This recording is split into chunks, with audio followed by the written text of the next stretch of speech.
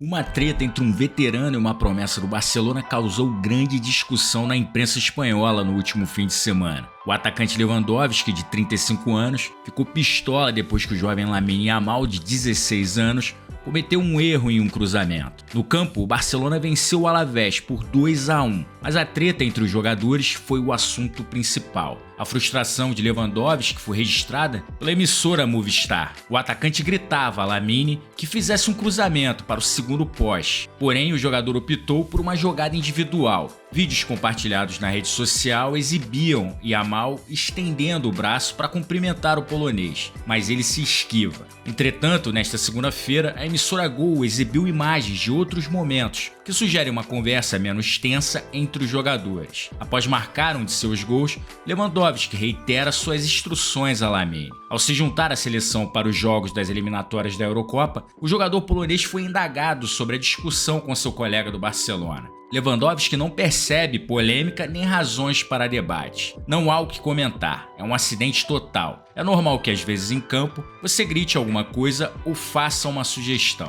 Não há nada de concreto quando se trata de uma situação como essa, declarou o atacante. O Barcelona não está em grande fase, já que no sábado anterior eles conseguiram uma vitória pouco inspirada por 1-0 contra a Real Sociedad, antes de sofrerem uma surpreendente derrota por 1-0 para o Shakhtar Donetsk na terça-feira pela Liga dos Campeões. Esses dois jogos resultaram em críticas pesadas. Isso está causando um ambiente tumultuado. Na coletiva de imprensa após o jogo, Xavi disse: "Não tenho dúvidas de que o que a mídia afirma acaba afetando nossa equipe", disse ele. O entorno cria situações que, na minha opinião, não são reais. São muito negativas e isso não ajuda a equipe. Vejo jogadores bloqueados, especialmente os mais jovens. Os veteranos como Lewandowski, Gundogan, até mesmo Íñigo Martínez, estão mais acostumados a isso. Ele inclusive já comentou que na época em que era jogador foi chamado de câncer do Barcelona. A imprensa pegou um pouco pesado nessa, não? Mas a verdade é que não houve muito progresso desde que Xavi assumiu o Barcelona. Houve jogos promissores, como a vitória na Supercopa da Espanha sobre o Real Madrid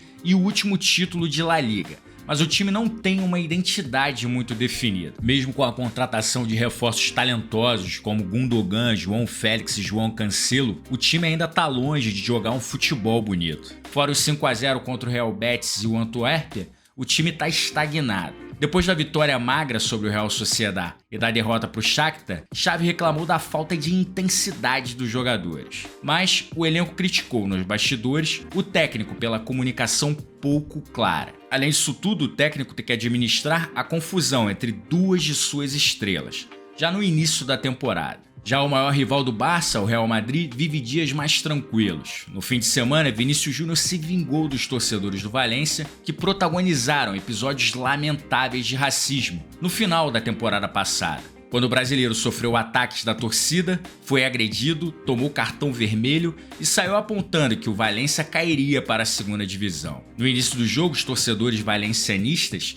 visitantes vaiaram demais o jogador. A torcida do Madrid deu moral para o brasileiro e gritou seu nome. O Real venceu por 5-1, mesmo sem Bellingham, machucado. Vinícius Júnior marcou o primeiro dele no jogo e comemorou no estilo Cristiano Ronaldo de "eu tô aqui". No início do segundo tempo, o brasileiro marcou outro e sambou na cara dos racistas do Valência. Depois do jogo, ele ainda tuitou fake news em resposta às acusações do Valência, minimizando os casos de racismo que ele sofreu. Depois do jogo, o técnico Carlo Ancelotti disse que esse foi o melhor jogo de Vinícius nessa temporada. Rodrigo também foi bem e marcou 2 gols na goleada. Agora, os dois jogadores vão se apresentar à seleção brasileira para enfrentar Colômbia e Argentina. É só isso, se curtiu o vídeo, por favor, se inscreve no canal para me dar essa moral, beleza? Um abraço.